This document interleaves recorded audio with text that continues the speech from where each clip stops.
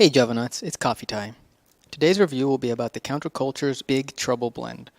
Founded in 1995 and based in Durham, North Carolina, boutique coffee roaster Counterculture Coffee is committed to create and maintain a sustainable coffee supply chain, and their direct collaboration with artisans, partnerships with farmers, and their sustainability projects such as the Counterculture Direct Trade Certification and Sustaining Education and Environmental Development at a Source or SEEDS programs are evidence of this. In addition to coffee, Counterculture Coffee Company provides a variety of educational programs focusing on coffee brewing, origin, and history, some available at no charge and some for a fee.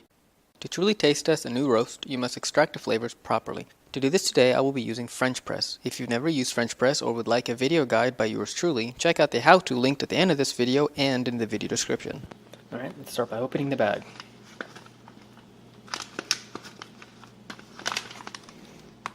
Sealed very tightly.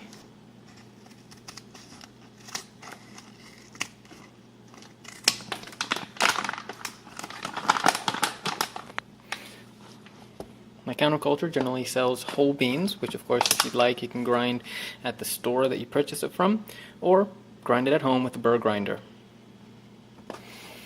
The pre-grind aroma is fruity, almost citrusy, with a hint of nut, maybe chocolates.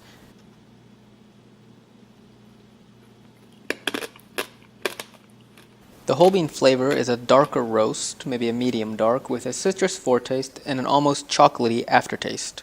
The mouthfeel of the whole bean is crunchy and very fresh.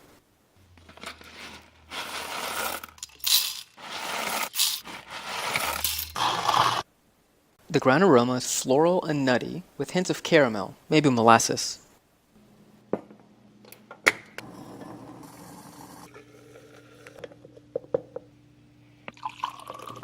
The brewed aroma was nutty, with hints of chocolates, maybe cocoa nibs, and molasses, and afternotes of citrus. The flavor was caramel and citrus and nutty.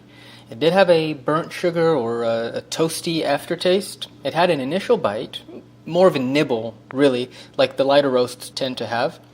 Then smooth and round, like a medium dark. It felt very smooth with no grit and no tang, just really perfect mouthfeel.